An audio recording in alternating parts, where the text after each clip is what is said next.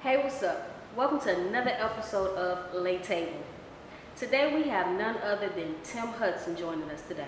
We're going to jump right on in and get this thing going. What's going on, Tim Hudson? Man, not much, man. Living life, surviving during this Rona, man. Blessed. Bless. For real. What are you doing these days? Birdie told me you just, you be in and out, ghost writing, doing a little thing here and there, Yeah, I'm just trying to tap into, my goatness, as you say. You know what I'm saying? Just trying to tap into everything I do and be great at it, man. Just don't want to leave no stone unturned. I tap into every field of writing. Whichever whoever calls. You know what I'm saying? Not whoever calls, because every dollar ain't, a good dollar. And I still got integrity about my brand, but yeah, man, I'm behind the pen, but I'm back in the studio and about to get back active again too. You know what I'm saying? I took a break, so I'm back. I'm ready because I'm telling you, it's like when you drop it. Speaking of dropping, I remember a while back you took a hiatus. I know you was going through some things, and I was having this moment. I was like, "What is Tricky? What is Tim?" And as soon as I said that, you dropped your next project, and I remember you had your listening party for it, and you was like, "I'm back." Yeah. Still working that project. You had just dropped Still Working, and I was just like, see, God answer prayers all the time. And I was one of them people that was always rooting for you, even in your absence or whatever. And I'm like, you just sit back and people go through what they go through. But when you put your pen to that pad and was Still Working drop, it's like, man, we felt it. I know I felt it and I understood what was going on. Can we just kind of dabble back and say like your beginning of jumping into music and things of that nature? Or what started me, or what started you? Basically, man, I've been able to. It started with writing for me. You know what I mean? Like I've always been artistic. You know what I mean? And everything I could write, I could bring to life. So it started that way, and then I started getting influenced by people like, like Outkast was really like the first group that I felt like was an inspiration to me to do music, you know what I'm saying? And then Good in My Eyes. I really came up with a conscious influence, not even knowing they were really conscious, to be honest, you know what I'm saying? I knew they were saying stuff that was relatable, but they did it through jamming, you know what I'm saying, super jamming music, you know what I'm saying? So Outkast. Outkast, yeah. Mobb Deep, that was a good era. You got, you know what I'm saying? I even go far as back as I used to watch Crush Groove and stuff back in the day, man. Like I'm from the South, but like I was a real hip hopper, like, you know what I mean? Like I just love music. I love different things about the culture at an early age. So that's really what got me tapped in, you know what I'm saying? And then music just opened up every other door that I got going on right now. Okay, so you said you got your start in writing. What was the first piece you could recall ever writing? And you was like, this is dope. You mean like? It could be a poem, it could be a song. Most people get their start in English class. Some people, I interviewed Jules, and she said she got her start doing the announcements and stuff for school. Yeah. It's just different avenues. What was that first piece of notion you wrote and was like, man, that's dope? Man, it was a school rap. Like a school rap, like, you know how, what is it, Dare? Yeah, Dare, the drug-free stuff, you know what I'm saying? I had came to school one morning, my teacher was like, Timothy, we need you to write a rap, but drug-free, and I was like, okay, cool. But I didn't know I had to write rap for me and 3 other guys. Okay. So it's like we kind of had to do like a group performance, and she was like, help everybody else. And I was like, oh, shit. I mean, you know what I mean? So, anyway, I went and wrote the songs. I remember biting out the Bone Thug, first of the month. And you know what I'm saying? Like, I made the first of the month joint, but it was about being drug free. And then I ain't even realized. Please tell me. Heck no, man. Oh, heck no. That would have been dope if you. It was somebody like go to school, so we gotta go to the school so we can learn the rules. Like it was something like that, you know what I'm saying? It sounded like it was vibing. Man, it was for I forgot what grade I was in. I don't know if I was in 3rd or 4th. I don't know. Was it 4th? I think everybody took there about 4th, 5th grade somewhere. Yeah, I don't know. It was about 3rd or 4th grade. I don't remember. All I remember was coming into school and the teacher asked me to do that, and I did it on the spot because we had probably 2 hours before the assembly. So I guess I ain't even realize I was ahead of my time on my gift, you know what I'm saying? Because children can't just do that on the spot, you know what I'm saying? I was just about to comment on that. So back to 3rd and 4th grade, and you up here writing raps that just jump that fast. You got it. Then you ain't on it. Yeah. I done did a lot of stuff, man. I just always been into the arts, you know what I'm saying? Man, I was in the opera when I was young. Like, I was in a Spanish opera. Like, a lot of people, like, I just been into the arts, you know what I'm saying? We grew up in the hood, so a lot of times when there was extracurricular, I wanted to be involved just to not be in the house in the hood all the time, you know what I'm saying? So I got involved in everything they had going on just so I could, and then just so happened there was platforms for me to show my art, so it worked out. You was probably every teacher's favorite. Man, what? Had to be. I was every teacher favorite, and every teacher headache too, because I couldn't stop talking. But you know, it is what it is. The love, they love me now. Mm-hmm. Look, they love to see you come. Mm-hmm. They love to see you come. They love me now. So you got your first piece back in about 3rd or 4th grade. So fast forward is when you started getting into it real serious of doing your art and started becoming tricky back in the day. Mm-hmm. You know. Question, speaking of tricky, I always wonder what this tricky L245. I always get this question too. Yeah, I mean, I knew it was coming. I knew it was coming. Even though I'm finna retire tricky, like I knew it was coming. Go ahead. The people want to know. I don't know, really, man. It really wasn't nothing just super extravagant. It was just me and my partner. Like my one of the first guys that put me in the studio. We was just sitting in his room, just brainstorming names that could explain my style. You know what I'm saying? I was able to just always come a different way. I might sound like Twista this verse. I might sound like T.I. Like I could always, and I used to be like imitating people, like, cause that was my cool thing to do, not even knowing that like it was jamming too. You know what I'm saying? So I don't know. I just kind of applied it to everything, and then we thought a couple stupid names. I ain't gonna even repeat them, bro. That's just how terrible they were. Like, you're gonna have to give us about 2 of them now. Nah, I think it was something like some lame, like little tonic, like it was some dumb, it was some stupid stuff. It was stupid stuff, man. It wasn't nothing worth keeping. Then he was like, man, you just, I don't know. And then Tricky just kind of came. I was like, okay, it stuck. You know what I mean? So then I used to be Lil Trick, and I went from being Lil Tricky to Tricky 4-5. All this stuff. 4-5 came from, man, it was a couple reasons I like 4-5. It was the first gun I shot, and I shot it as a child. Like, that was a powerful experience for me. So I was like, you know what I'm saying, big 4-5. Like, I feel like that shit. Then, and then, you know, a lot of best music was made on 45. You know, from records. You ever seen 45s? Mm-hmm. Sean know what it is. Yeah, Sean know what it is. Wait, the circle? That's the small ones, I think. If I'm not mistaken. But yeah, though, it was a lot of stuff that played a part in the number, and I just really it just flowed off the tongue good when I said it together. Tricky 4-5, and everybody said Tricky 4. Tricky 4-5. Well, you are retiring Tricky. I know it's gonna take us a minute to not say, hey Tricky, what up? Man, I'ma always be Tricky, man. Like I could change my name to X, people still gonna call me Tricky. You know what I mean? So. And what they call you is what you answer to. Yeah, exactly. Tricky is a part of it. Exactly. So let's go back to what was your first single, album, mixtape? What was your first project you ever dropped? My first solo project was a project called Too Much for Myself, but it wasn't my first project though. My first like real organized project, I was in a group. I was in a group called I was in 2 groups. Matter of fact, when I became Tricky, I was in a group with my brother now, but it wasn't wasn't that serious. And then the next project, I was in high school, man. We had a group called AAA. It was me, artist named Doe. Well, he Doe Hicks now. Y'all probably know him as Doe Hicks, but it's called Lil Dunny. And then my partner Teasy. Like we in high school, we had trucks with our face on it and everything. Like we did it big in high school.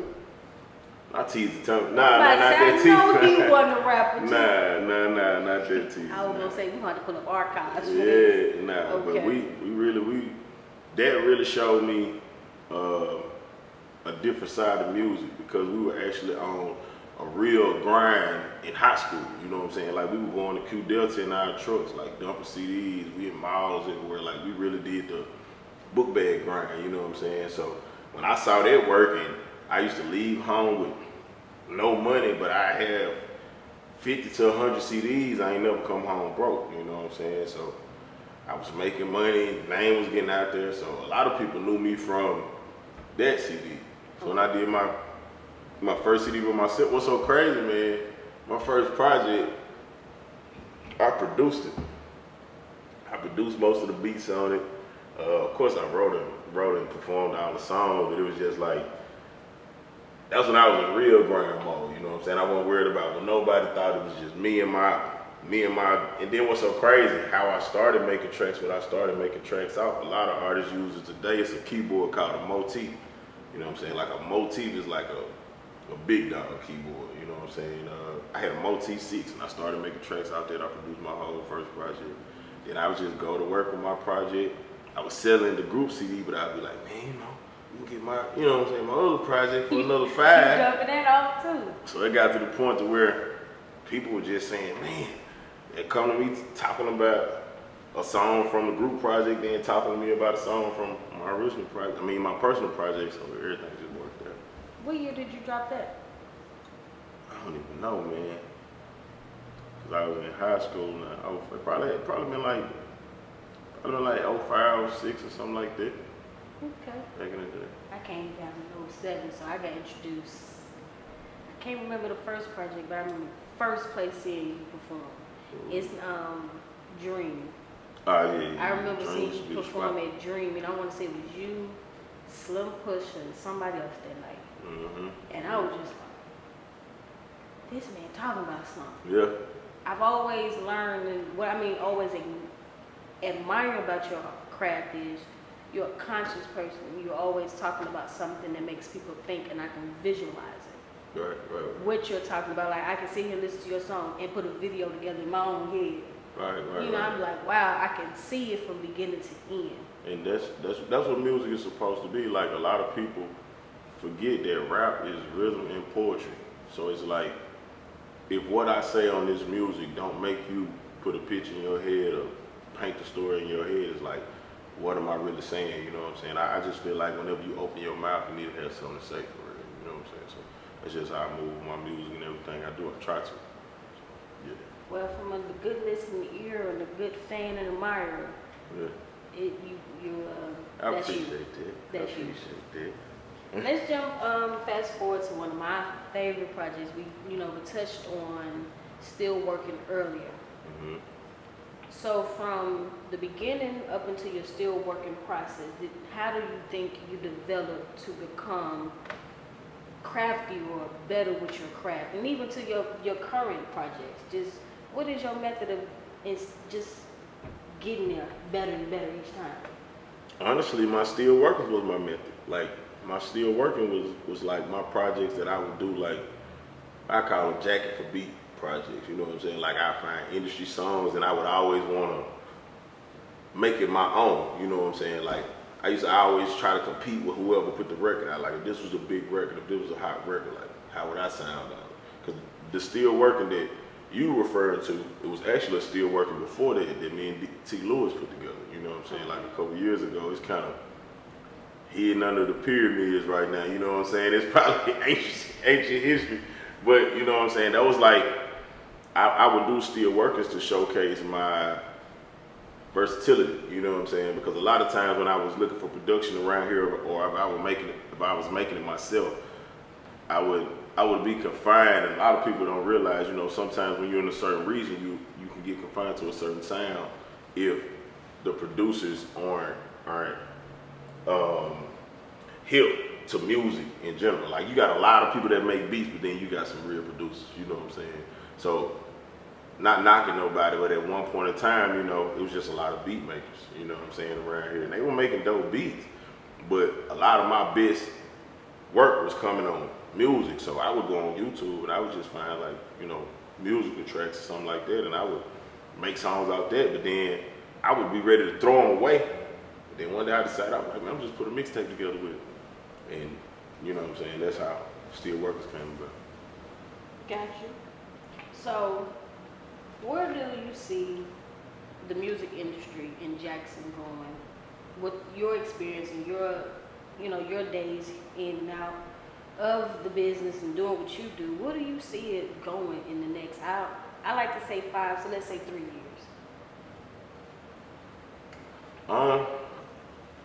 I see it going as far as it wants to go. Where would you like it to go, or see it go?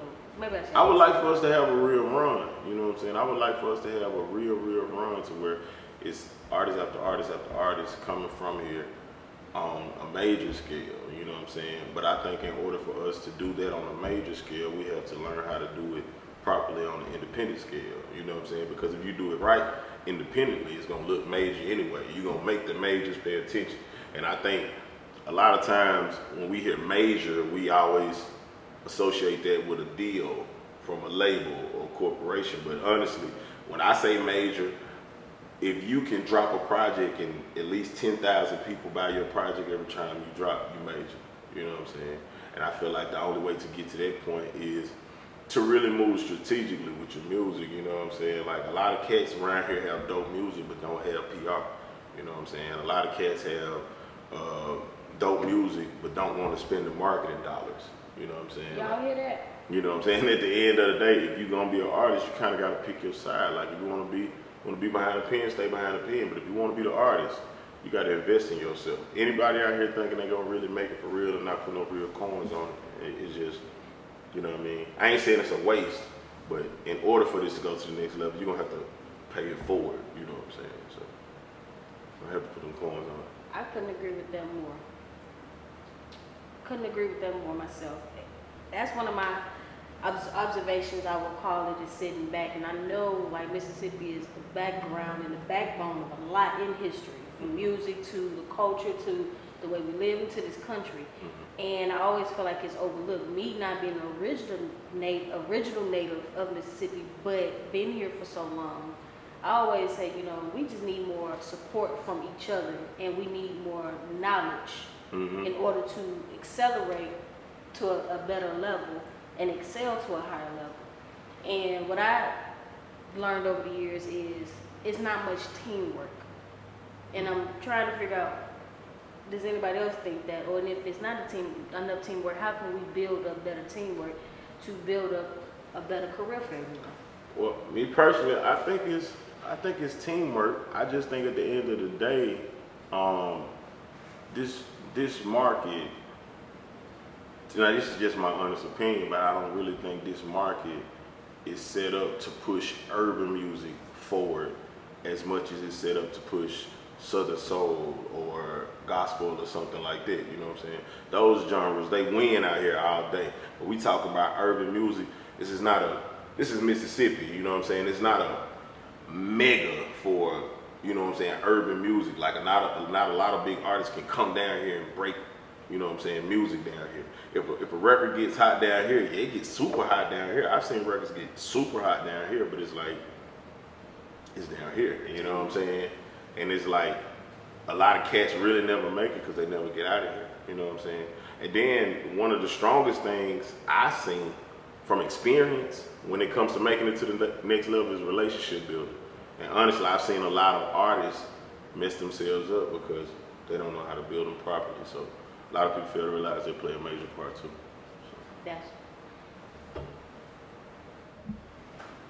So we're going to jump into some personal fun questions. I like to call it 21 questions, the old traditional game.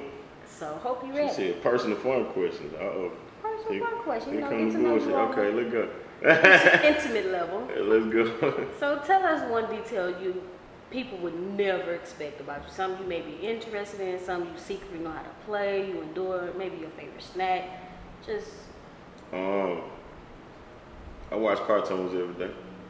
What's your favorite? Reason being, I don't know, I got a few on, man. Like, I just like animation, man. I don't know, I just feel like to watch animation and the production of animation, I just feel like it's pretty genius that they're able to make stuff come to life like that. And then I like people to create worlds that don't even exist and make it real, you know what I'm saying?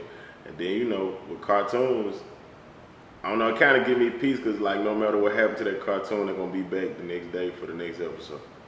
Wile E. Coyote get blew up, he get killed every episode. throughout the episode. And pop right back up like ain't nothing happened. You know what I'm saying? Pop right back up. So You absolutely it be a lot of time, man. I'll be at the studio, man, like to my round, all my street niggas and stuff like that. Everybody else will be doing what they do, and I might be sitting there watching cartoons, and they be like, "Chicken, man, what you?" And then I go make one of the hardest records ever, and they be like, "Man, what you was thinking?" That's the problem. See, you can't get in my head. You know what I'm saying? Like you don't know what to think about somebody from the streets who watch cartoons. You know what I'm saying? That's just who I am. And I don't think that's gonna ever change, man, because now with me being a father, like, it's just amplified. Like, when they be ready to watch something, I be geeked too, you know what I'm saying? Yeah, let's go watch this. We going to the movies, like, for real, for real. Safe to say you probably got Disney Plus at the house. Man, I probably got all that stuff. I don't even know. She got a bunch of channels, and cheers to have it on. I'm watching with them, so, yeah. That's probably one thing a lot of people don't know about me.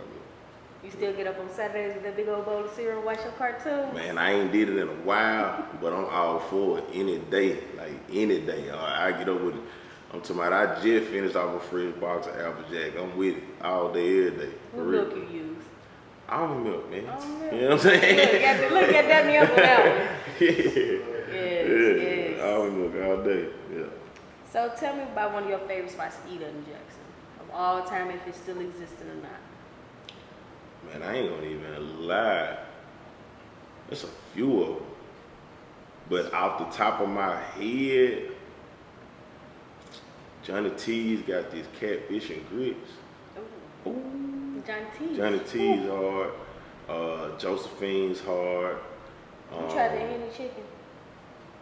But see, that's the thing though. I don't eat nothing but seafood. I mean, you know what I'm saying? Like, I don't eat nothing but, well, I don't eat beef, pork, or chicken. I don't eat nothing but fish and, you know, well, you might have to make you some henny shrimp or something. But when I tell you that henny chicken sandwich. I've been hearing about it, man. When it was out and running, they say the henny chicken sandwich. I think it's still popping. Oh, yeah. He probably still got it on the menu. But yeah, it's I like Eat with Nick.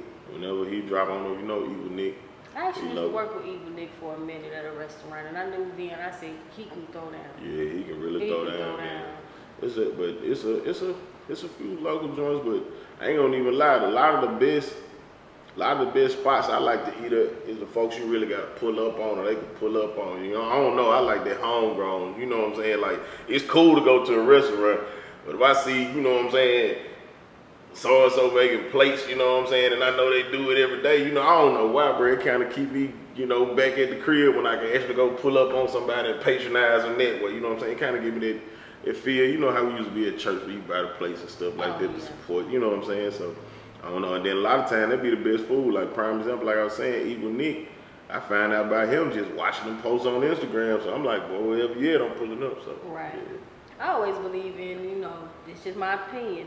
I like the hood spots because it seems like the food tastes better. Yeah. Even from fast food to what, I feel like when you go into the deep hoods, the chicken gonna hit better. The food ain't gonna be as good if the kitchen don't look a little nasty. Just tap it. Gotta be a little nasty. Like, if the kitchen ain't a little nasty back there, the food just might not. Cause I can think of a few restaurants out top, we ain't gonna talk about that. That I know, you know what I'm saying, if I was just to go out and looking in the kitchen, I ain't gonna eat. But if I was just to go out and eating there already, oh yeah. Ain't worried about that kitchen. I like to see that joke in the back that be ready for that square break. Oh yeah. That one he be like, I'm just ready for my little square break. Oh yeah. Yeah, you know he cooking good. Oh yeah. So tell me about, what side of town you from? Everywhere. Everywhere, like north side, west side, south side, everywhere. I done stay everywhere in Jackson, you know what I'm saying? So you all around you. You consider yourself to be a Jew-liberty? What do people do? I mean, I guess if that's what they want to call it, you know what I'm saying? I'm just me, man. I know I got a lot of love for this city, man, and they really have given me a lot of love back, you know what I'm saying? Like, I'm one of the few artists in this city that can say I done rock probably about every major venue they got in this city before, you know what I'm saying? And I done got paid, like, you know what I mean? So, a lot of times when people be saying they got a lot of hate coming from the city, I be like, I know it's out there, but I don't know, man. I guess I just put good energy out to the world, so. I know most people say that they get a lot of hate sometimes from their city or whatever, and you know, you hear it in the lyrics, you just hear it from people, interviews, this and that. But I truly feel like if you really got some hate coming from Jackson, you have truly rubbed some people the wrong way. I can't say that was living here and just observing. I don't see much hate. I wouldn't say that. I would say it's just home for any artist. You know what I'm saying? Like, cause we say that about Jackson, but I know cats from New York who couldn't get the same love that I got in New York, and they from New York. I know cats in Atlanta who couldn't get the same love I got in Atlanta, and they from Atlanta. You know what I'm saying? And honestly, what it come down to, just being real, is if your music really up to par for people to support you anyway. You know what I'm saying? Because at the end of the day, you know what I'm saying, people support movements, but people want to really, you know, people become fans when you really jamming. You know what I'm saying? A lot of these people be saying people don't support. I'll be like, bro, what are you giving them to support? If you're not giving people nothing to support, speaking from a consumer standpoint, if I'm going to buy your album, if your album whack, like, I don't, you know, I rock with you, you cool, but I really just bought it off the strength I rock with you. Like, not because it's jamming, you know what I'm saying? People don't become fans just by buying and supporting, you know what I'm saying? People become fans because they really like what they buy, you know what I'm saying? So a lot of people be saying, oh man, they hate on me and stuff like that. I be like, bro, you probably need to change your approach in your music or what you doing. You know what I'm saying? Like, what you got going on to feel like everybody hating on you like that. Apparently, everybody can't be on the same type of time. You know what I'm saying? You probably need to check your temperature, but you know, people don't want to hear that part. Factual. Speaking of patronizing, what are some other type of stores you love to patronize here? Is specifically, you know, the locally grown. Like for fashion or whatever. Fashion, yeah, fashion. We do like I rock with American Slang. I shop with them. I shop with Dirty Hearts. I shop with man, really, I ain't gonna even lie. I just try to tap into whoever may be here. I shop with Blind Pounder. I shop with Concrete. You know what I'm saying? I whoever really, and then I ain't gonna even lie. Like the people that I just named, like these people got quality product. Like this ain't nothing that I'm just buying just because they my partners or something. Right. Like this is something, like I actually go shop at these retailers to go out of town. You know what I'm saying? I might be like, I need some gear to go out of town, so I'm gonna go shop with Blind Panda, Dirty Hearts, American Slang. You know what I'm saying? Like, yeah. So we really do got some juice down here. Like, stay humble, hustle hard. We really got some juice down here. Like, you know, anytime I travel, especially when I go home, my people tell you, I sit there and I go through all of my classes. Mm-hmm. If it ain't the people that I like, you know, rock with them, I don't care what it is. I try to take it and wear it everywhere I go because it is good quality stuff. Like, you feel the material. And we've been having that for years, man. There's retailers like, I don't know if you ever remember, Closed Minded. You know what I'm saying? That's dope. That's Tim joint. You know what I'm saying? And then the Turtle Club, like, you know what I'm saying? Yeah, we got some stuff out here, bro, that's worth supporting. You know what I'm saying? So yeah. I've been a fan for years. Like all them names you named, I've been avid people purchasing most of the stuff and just trying to. I love keeping it in house or whatever as well, and always patronizing. I'm a firm believer in patronizing with our people. Right. I'd rather go on and give you my bucks than go get a large corporation my dollars. Right. That's just me. Right. So, do you like being in front of the scene, behind the scene, or both?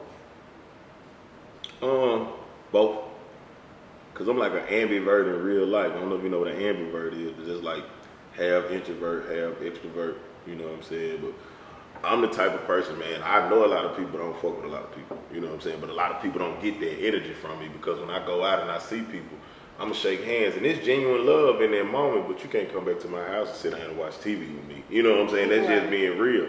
And I think, I don't know, when it comes to my music, I'm the same way. Or when it comes to being an artist, I'm the same way. Sometimes I might feel like being on the scene, but even when I'm on the scene, I ain't out there long. You know what I'm saying? Even when it's time to support, you know what I'm saying? I just move like this. So, yeah. Just like Batman. Yeah, they got to send the best scene. Timothy, it's time to come out of the way. I know, right? You got to get back before the sunlight drop. Oh right. No, we're back in the day. See, we the old millennials. The street lights come on. Before the street lights come on. Man, if you could take it back to them days, would you? It'd be nice. It'd be nice. But at some point in time, like, we would have to evolve. You know what I'm saying? And so like I feel like it's as corrupt as things can get sometimes. Like if you look at the pros and the cons, like we really got more stuff working in our favor now than we did back then. You know what I'm saying? So that's just my opinion. Speaking of evolving, I read something today that said we have to unlearn what we learned. And relearn. And relearn another path. With this pandemic and everything going on, how has it just molded you, especially your train of thinking? It made me realize how extremely important it is to be an entrepreneur, and not just be one, but be one to the highest form of entrepreneurship you can be. You know what I'm saying? Like right now, it ain't cool to just have a boutique that you sell on the weekend every now and then. Now, if you got a boutique, you need to go as hard. If your job paying you $50,000, you need to try to make your boutique match or better, because the pandemic showed us when stuff like this happen, they can snatch it out from under you, and then what? You know what I'm saying? A lot of people out here sick because they don't have jobs and stuff like that, and it's a crazy turn of events. But had you had more control of your dollar at that time, I feel like a lot of people would be all right. You know what I'm saying? But a lot of people really we got hit. The world got hit with a shock, you know what I'm saying? The world got stole on real quick, for real, for real. And like so, we was fighting Mike Tyson and Muhammad Ali. The world got stole on real quick, bro, and you had to figure out how to shake back from it, you know what I'm saying? So, if it taught me anything, it'll taught me like, yeah, you can't have a week where you make $5,000 this week and feel good, like, oh man, I'm up $5,000. So nah, you made $5,000 this week, you need 10 next week, you need 15 next week. Like, can't get caught slipping. Yeah. But some of the tactics that we got going on, is it some things that you will keep in place even after the pandemic ends? Like such as wearing your mask more often or keeping your distance with people? I like that, period. Like, I don't care if it was a pandemic, like, I don't like people close to me like that, no way. You know what I mean? That's why I can't just go to big concerts. As a fan, I be wanting to go, like, sometimes I go, you know what I'm saying? But I ain't gonna lie, I pay top dollar just to get a way better seat away from all the clutter, you know what I'm saying? But I'll probably keep that in place. I don't see a problem with the mask, man, because at the end of the day, you need a balance of people that feel comfortable with it, you know what I'm saying, for us to be able to move around. Just like with the vaccines, I'm not a fan of it, you know what I'm saying? But if a lot of people, if a vast majority of people get them, then the other people that haven't, like, I just feel like a lot more people will feel comfortable knowing that it's something out there that can stop what's going on. But I just ain't gonna be one of the ones to be able to, to get the shot. Like, I'm straight on it, you know what I'm saying? I let the people that want that go get that. Y'all can have that one. I solely agree with you. I'm not a big fan of what they call Western medicine and all of that. I'm not the biggest fan, because naturally the body can't heal itself. Yeah, and I just don't feel like I ain't get my son vaccinated. And people like, wow, like, I just don't feel the need to put something unnatural in my natural born baby. Like, my baby was born in a tub, in the pool, you know what I'm saying? Like, so why would I just go to injecting shit if my baby just got here? Then, you clip the cord too soon and cut off his nutrients and stuff, and then try to put substitutes in there like, hey, put this in your body. Like, nah, we ain't with it. That ain't with it. Yep. Correct. Things that alter the body and things of that nature. I couldn't agree more. Yeah. We have a lot of that in common. For my future children, hopefully if I have them one day, I don't want to start my children off the same way with different medicine. I don't even want them eating certain things. Yeah. Sugar, processed stuff, I was having this conversation with my mom this morning, like, yeah, I'm becoming a mama in my mind before it even actually happens, because it's a lot going on, and you just don't know what a lot of this man-created stuff is truly doing to the body. Right. And I believe that you don't see the repercussions of it until down the line. A lot of people getting cancer at older ages from stuff that they were taking in their 20s and 30s, and it's an underlying ignorant moment, it's lack of knowledge that people don't understand about that type of stuff. Yeah. But to each his own. Teach us on. So we're going to jump into community questions. With our community, especially in the state of mind that it's in, What type of advocacy have you done or would like to do, or that you just been pondering on or have done in the community, and what do you just want to see our communities turn into? It don't matter if it's yours or another one you see. And when I mean by community, I'm just meaning by the people you live with, eat Right. with, that you even see on the news, and it's not gender specific or race specific. I would like to see more of, and this goes back to bringing up people who making moves in the city. My guy GD, who owns Southside Barbershop, also he's the owner of Relentless Clothing. He's very instrumental in doing stuff for the city. You know what I'm saying? And it really gets to me that a lot of people don't tap into what people like him is doing. Like this past Sunday, he had a bike ride.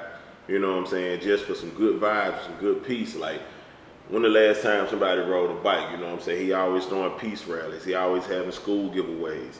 If I were to want to see anything in this city happen, I would like to see that type of platform amplified citywide. You know what I'm saying? Not just him, but the leaders that's on the north side of the city, like, do that on the north side. The leaders on the east side, the leaders on the, you know what I'm saying? I would like to see, and I would like to see it come together with the unbiased energy, you know what I'm saying? Because, I know it's a lot of racial tension in the air, but I done seen white children in the ghetto out here just like I seen black children in the ghetto. And true enough, we want all our, true enough, our black babies start out without the head start, you know what I'm saying? Like, our black babies start off in the back, but at the same time, I ain't the type of person that I'm not gonna sit here and get this baby food that's hungry and not get that baby food that's hungry just because they look a certain way, you know what I'm saying?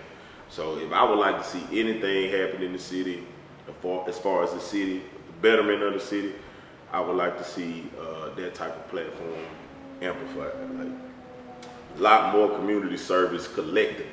Cause a lot of people don't be wanting to do community service because it's only a certain type of people that do it, you know what I'm saying? I don't know if people think it's not cool, I don't know what they think.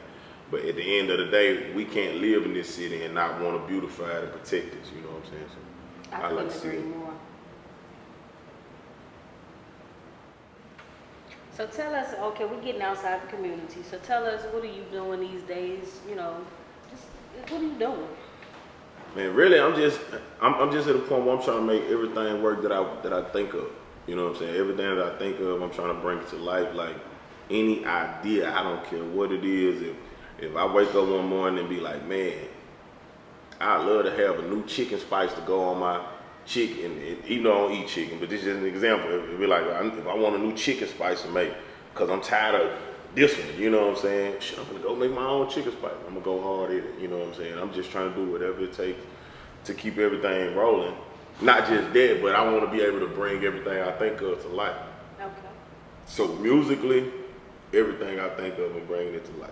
It's a lot of records that I got that will probably never see the light of day on the same project, only because the timing for what that record was made for. Like, I make all type of, I might make a record with a big band, but it ain't gonna go on this project that I got talking about, you know what I'm saying, like the hood or something like that, you know what I'm saying? So I'm just working till I can't work, trying to outwork myself. That's all I'm on. So tell me about this ghostwriting you've been doing.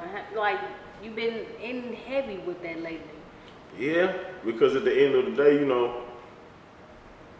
a lot of people, that's one thing a lot of people don't know about this industry too, and I'll tell any artist from Jackson or wherever you from, if you want to get in this music thing, like, you need to get in here understanding that you don't work, you don't eat, because a lot of the industry money is slow money, you know what I'm saying? Like, even with being a writer, you know what I'm saying? True enough, we get our checks cut before a lot of artists do, but sometimes it's still slow money, you know what I'm saying? You might have months before you get a clearance, you know what I'm saying? So you gotta just keep working, keep putting out content, keep putting out music, and until things start to stick, you know what I'm saying? Because when things start to stick and your name gets to a certain point, everything will start to stick. So that's what you're working for. That's what I'm working for. I don't know about everybody else. I'm working to get to the point where everything sticks. So when they hear my name on a project, written or performed, it's solid. They like, oh yeah, that's 10. Oh, we know it's gonna be hard. Yeah. Oh, we know it's gonna be dope. Yeah, we know it's gonna be dope. Yeah, that's what I'm working on. So, you got that going on. You in Atlanta, right? Yeah, I'm in Atlanta. Mainly in Midtown, you know what I'm saying, where a lot of stuff happen around a lot of studios. I just, you know what I'm saying, I just be out there. I love the energy out there, you know what I'm saying? Like, it's really like, besides it being like one of the main areas for music to break, it's like Black Mecca when it comes to the Black entrepreneur, you know what I'm saying? And I love to see that, so I see why people go to Atlanta and get stuck in Atlanta, you know what I'm saying? Because it's really bigger than music, you know what I'm saying? They say it's the Black Hollywood. Yeah, it is. It's so many avenues to, you know what I'm saying, break opportunities for yourself out there. So. That's dope. So do you think, I know it's a culture difference. It has to be a culture difference between here and there. Mm-hmm. Compared to some of the artists you work with here and there, is it a difference? I will say, the only difference to me is the volume of work. You know what I'm saying? Like, I mean, it's a lot of people doing music, but out in Atlanta, it's a lot of people doing music. So it's like, I might be in a studio session, it might have been a writing session, but it might be 5 different artists up in there, you know what I'm saying, that somebody brought with them. And those 5 different artists are watching me showcase what I do in their session, you know what I'm saying? They might not have even been there for that, but in that moment, I probably pick up 5 new clients just because that's how it is out there, you know what I'm saying? Like, that's how the energy is out there. Like, everybody moves, not everybody, but the majority of the city moves intentional toward really making something happen with this music shit, you know what I'm saying? Not saying that people down here don't do it, but from over the years, I've seen a lot of cats, and I'm speaking for myself, I've seen a lot of cats go halfway hard with it. You know what I'm saying? Like, cats be thinking because they made a lot of traction around the city that, oh yeah, they own, like, dog, your city is really like a smidget of what you need. True enough, but at the same time, your city is major because when people check up on you, they need to know your home really rocking with you and you really about what you talking about, you know what I'm saying? But at the same time, you get to building these relationships right and you putting out solid projects in the industry, man. A lot of people ain't even gonna be worried about where you from. They just gonna be like, oh, you dope as hell. Well, nobody worry about the fact that Travis Scott was from Texas. Did you know he was from Texas when he came out? I didn't know where he was from. I was just like, what is this? And who is this? You know what I'm saying? Who's this? Yeah, what is this and who is this? That's what they're gonna do. They're gonna be surprised when they find, well, they know about Tim Hudson, but when the world really knows. Oh yeah. That man from Jackson? Man, listen, I get that all the time, man. Where you from? You from Jackson? Yeah. So. See, I even get that when I tell people, now I just tell people I'm from Mississippi or Jackson when I go a lot of places. Originally Chicago, but I'm like, I ain't gonna go into that. Man, you know Chicago, that's our cousin, man. Chicago, Mississippi cousin, man. Like, look, mini Mississippi, that's all. Man, a lot of folks don't know about the I call it like a great migration of job, man, industrial revolution. Like when them folks started giving them factory jobs and stuff in Chicago, people leaving the city like, man, we're gonna go get this money. You know what I'm saying? So a lot of the South left. Man, that's our cousin, man. We got a bunch of cousins up there in Chicago, man. Shout out Chicago, man. Yeah. But yeah, I know the vibes that you give when I tell people I rep Jackson, and they be like, man. And I'm like, what? And people still got this perception like it's straw hats and overalls. I'm like, yeah, but see, you, and I will say this, and I will say this, and I will say this. I blame the media. It is. I don't give a fuck what nobody say. Like, it's for the media. For the way that people feel about Mississippi as a whole, or Jackson, Mississippi, is because anytime you see something from Mississippi in the media, and y'all need to stop this fuck shit. Whoever I need to talk to, stop that dumbass shit. Whatever they show in the media when it comes to Jackson, Mississippi, when it comes to Mississippi, we not just riding on horses and eating catfish out this motherfucker, dog. We ain't picking cotton, bro. Get that shit out y'all head. I don't know who the fuck made that narrative. My bad. I don't mean to get out of pocket, but I'm just saying, man, I just hate to see that around the world because honestly, I feel like that plays a part in our evolution. You know what I'm saying? Because a lot of times when you are from Mississippi and you are a super talent, You know what I'm saying? Like, you got to do a lot more. It's almost like, it's crazy because it's almost like we really understand being black. Like, being black, you start, it like, with the race started, everybody else got a head start like that, and we like right here. So imagine being black, so we back here. And you being from Mississippi, so we back here. You know what I'm saying? So it's like, if you don't run a 4-2, if you can't haul ass when you know what I'm saying, when it's time to run, you're gonna get left out. You know what I'm saying? So that's why I take my head out to everybody who make it to the next level from here, man. Like, we got a lot of people that made a lot of noise who don't get the proper notoriety. Like, it ain't no way in the world they not talking about Monte Ellis in the Golden State.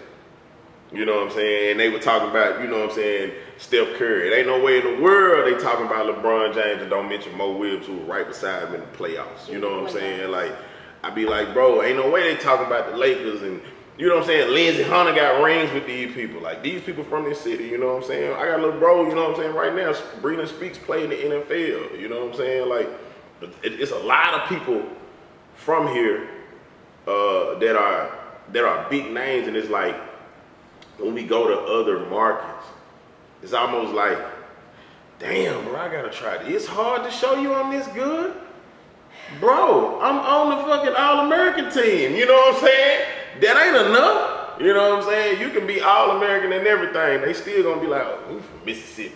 Okay, now when I drop 60 on your head, now you know I'm from Mississippi. Like, you know what I'm saying? Get that shit out your head. So me personally, I take it personal when the media fucks up the narrative about where I'm from, you know what I'm saying? And at the end of the day, if that doesn't change, and I feel like the way we change that, we have to change that as tastemakers, as people that control the culture, as business owners, as entrepreneurs. We have to change the narrative of that. And I take my hat out to everybody from Mississippi and from Jackson, Mississippi, because as of lately, in the last 10 years or so, we've been popping our shit. I don't care what nobody say. We've been popping our shit. We've been making shit happen. We've been opening businesses. We've been, you know what I'm saying? We've been making entrepreneurs out here. So everybody in the media who's giving a fucked up narrative about where we from, fuck you and everything you stand for, because we really popping our shit out here. That's all I gotta say about that. Well, for real. For real. It is what it is, yeah. And you have made a good, clear view and vision and just opinion, and I couldn't agree more. Yeah. Again, like I said, not a born native, right? But I do understand, like, it's way more popular than people truly think. It's way more than what we get credit for, man. Like, we got people that are Grammy Award winning jazz artists from here that people will never know. You know what I'm saying? And you know, it's sad how sometimes people don't even be wanting. I don't do it, but I've met people who don't even want people to know they're from Jackson. And honestly, I get it. But at the same time, it's like, you know, you gonna stand for something. You know what I'm saying? Or you gonna fall for anything. You know what I'm saying? Like, prime example, when nobody talk about Pittsburgh before Wiz Khalifa, or you know what I'm saying, Mac Miller. When nobody talking about Pittsburgh, you know what I'm saying? We just know the Steelers. But musically, I can't think of another artist from Pittsburgh. Maybe y'all know some, but I don't know no other artists from Pittsburgh. I can't think of none off the top of my head. Right, so I be feeling like cats from here need to be proud to endorse where we from. Pop your shit because of how you pop your shit. Like, if you good at it, you good at it.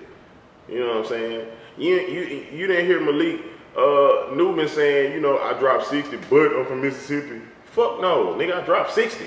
That's all you need to know. You know what I'm saying? I dropped 60 on your ass. You know what I'm saying? So at the end of the day, I feel like, man, it's really time for a shift in our culture as a state, as a city, and it's gonna happen from people really embracing where we from.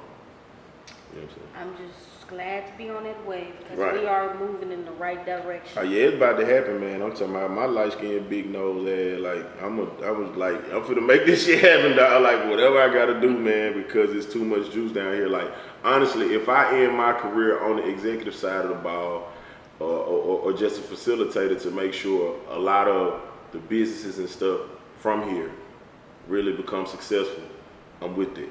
You know what I'm saying?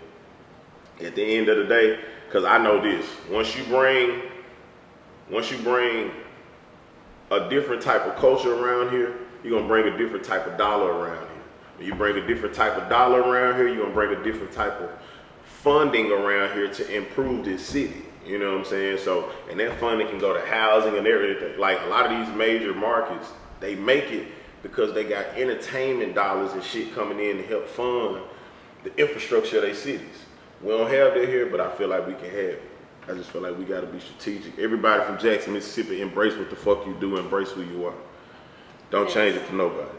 My one fun fact I admire about Jackson is we black owned, black ran, black everything, and we the capital city. Right. If that's not enough to motivate you to want better, Right. hey, you can get left behind with the rest. Cause just making it is just making it out of the I tell people all the time, and it's not to talk bad about Jackson, but like just growing up here, this the bottom. They got us under here. They got us under the bottom. So it's like we under the grass. Compared, you know, in other states, they look at us like that. Right. You know what I'm saying? So I'm like, shit, you can't get mad at them for looking at us like that, because it's not our fault they look at us like that. It's the media's fault, who always got a time to kill and slave movies and shit like that coming out of here. So everybody think Mississippi is about that. Nah, man. Everybody from Jackson, Mississippi, or everybody from Mississippi, period, pop your shit. Pop your shit. And on that note, let's go on and pop your good information. How we about to wrap up? Oh yeah. Follow me on Twitter, bro. I still got some of my handles different, bro, just because I ain't changed them yet. But on Twitter it's @TrickyLT45. On Instagram it's @TimHudson45_. Facebook is Tim Hudson, but I'm probably gonna delete Facebook. I'm just be real, you know what I'm saying? But yeah, music available. I got singles right now on Apple Music. You can look up Paper, David Banner featuring Tricky 45. That's me. You can look up DJ T. Lewis single Animal Prince featuring Tricky 45. That's me. And I got a few records, man. Just look up Tricky 45. Everything will pop up. And on that note, it's a wrap. Thank you for tuning in into Late Table. As always, if you want to go fast in life, go alone. If you want to go far, go together. And as always, be GOAT today. Peace.